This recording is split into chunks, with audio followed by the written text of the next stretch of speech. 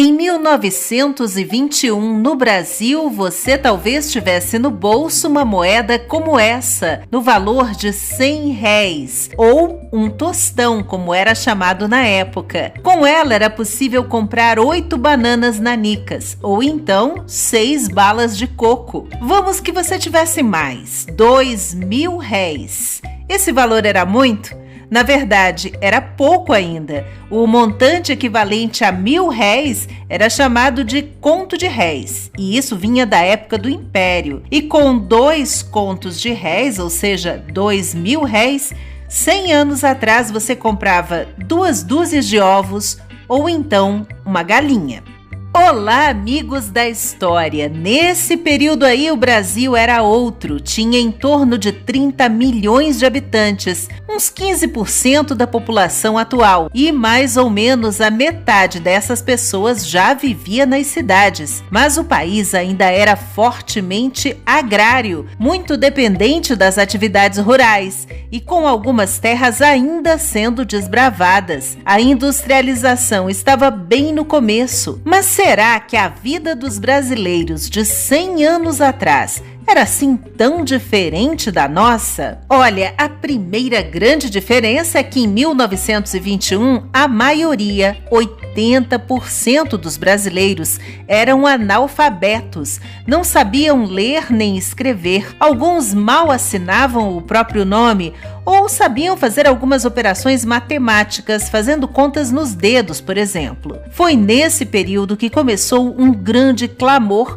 por transformações na sociedade, por educação para todos, com ampliação da escola primária e reformas educacionais. Naquela época ainda não tinha um sistema organizado de educação pública, como é hoje a rede de ensino coordenada pelo Ministério da Educação. Os contrastes do Brasil eram, portanto, tão ou mais acentuados do que atualmente.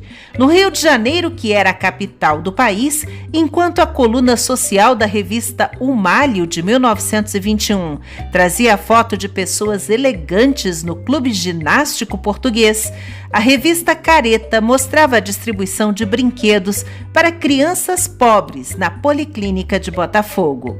Mas as propagandas faziam crer que o país estava em franco desenvolvimento. Ano de lançamento do Guaraná Champanhe, a última palavra em bebida sem álcool da Companhia Antártica Paulista.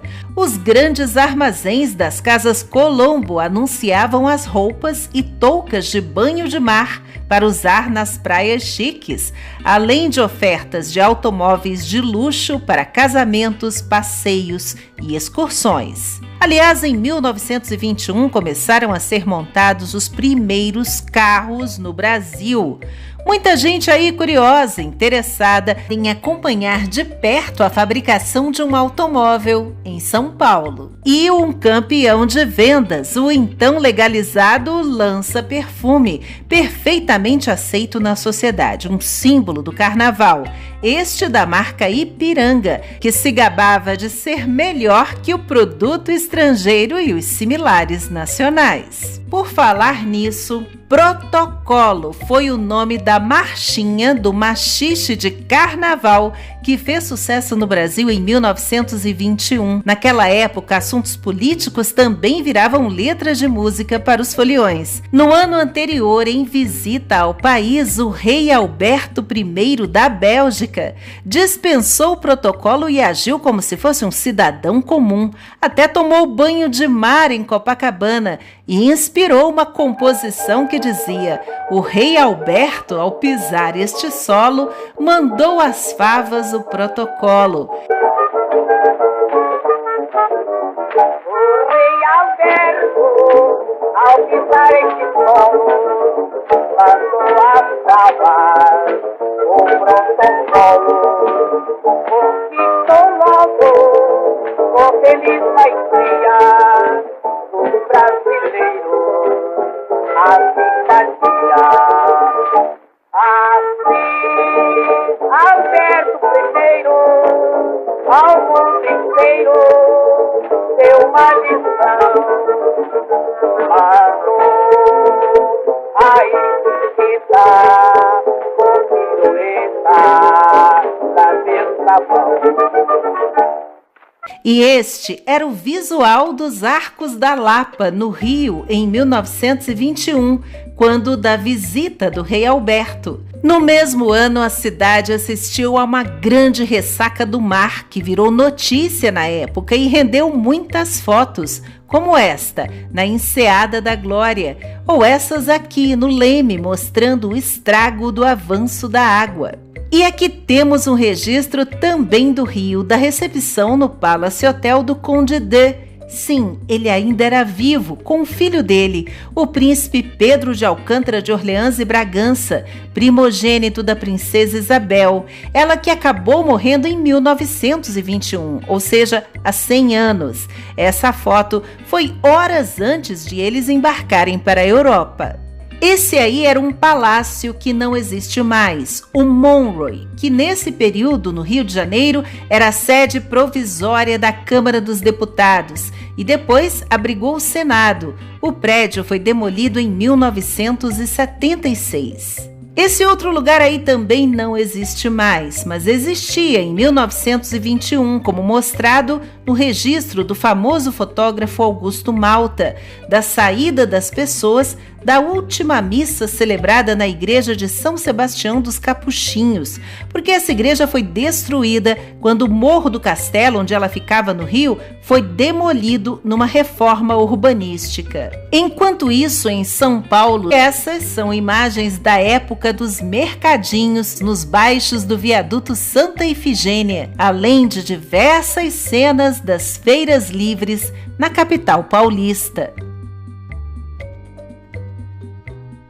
Também em São Paulo, a edição do dia 25 de maio de 1921 do jornal Folha da Noite comemorava o aumento do preço do nosso café em outros países. Dizia a notícia: a feliz e oportuna intervenção do governo no mercado de café brasileiro já produziu os resultados no exterior que todos os entendidos esperavam e que não poderiam demorar. Em Nova York, no Havre, em Londres, o preço subiu. As operações de defesa do principal produto do Brasil vão se fazendo com êxito e segurança. O comprador do governo só adquire café já classificado, de 7 para tipo superior e pronto para embarque. O presidente da República em 1921 era o paraibano Epitácio Pessoa, político que também foi magistrado, diplomata, professor universitário e jurista. O governo dele foi marcado por revoltas militares que chegariam ao ápice 9 anos depois, na Revolução ou no golpe de 1930, que levou Getúlio Vargas ao poder. Ainda na política, começava naquela época o debate sobre a sucessão presidencial, que no ano seguinte teria o mineiro Arthur Bernardes como vencedor eleito, mesmo em meio a notícias divulgadas em 1921 de cartas supostamente falsas atribuídas a ele nos jornais contra Nilo Peçanha, ex-presidente candidato da oposição,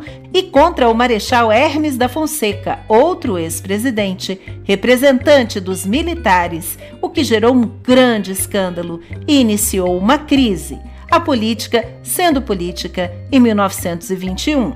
Mas quem não quisesse saber sobre as intrigas do poder podia apreciar a imagem da popular atriz de cinema Bibi Daniels, capa da revista Cena Muda, cena escrita com SC no início. Ou então conferir na galeria do Jornal das Moças a senhorita Baby de Castro, ou talvez Babi de Castro, que aparecia com destaque como fervorosa adepta do Clube de Regatas Vasco da Gama. Mas em 1921, o Flamengo foi bicampeão do Campeonato Carioca, com destaque para o goleiro gaúcho Kuntz.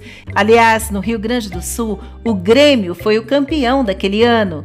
E em Belo Horizonte, o estádio Prado Mineiro foi o palco do primeiro clássico entre Atlético e Cruzeiro, então chamado de Palestra, em 17 de abril de 1921, no confronto de estreia de uma rivalidade que já dura 100 anos. E nas arquibancadas do Parque Antártica em São Paulo, homens de chapéus se espremiam para ver o Palestra Itália jogar, o futuro Palmeiras. Os chapéus eram acessórios obrigatórios para homens e mulheres, contrariando o gosto de uma certa revista chamada A Máscara, que comparava com nostalgia a moda do fim do século XIX com a então atual de 1921, destacando como eram nobres as fidalgas do tempo da velha monarquia, com aquela silhueta de talho fino e apertado. Mas agora, essa moda de vestidos mostrando as pernas, chapéus entrados na cabeça, sendo quase impossível saber a cor dos cabelos. Mesmo assim, a revista comemorava o fim dos coletes sufocantes e o alívio para mulheres poderem se movimentar mais livremente. Mulheres livres eram a preocupação das autoridades em Belém, do Pará, em 1921, que impuseram muitas restrições à prática da prostituição com a fiscalização sanitária numa guerra contra a sífilis. As mulheres eram examinadas mensalmente por médicos e recebiam carteiras de identificação, com permissão para exercer a atividade apenas em uma área específica da cidade. Ainda na região norte, caminhando pelas ruas de terno e chapéu, podia-se chegar até aí, o Mercado Público de Manaus. E no Nordeste, esse era o velho Mercado Público do Recife, em 1921, onde no centro da cidade podia-se encontrar prédios tão altos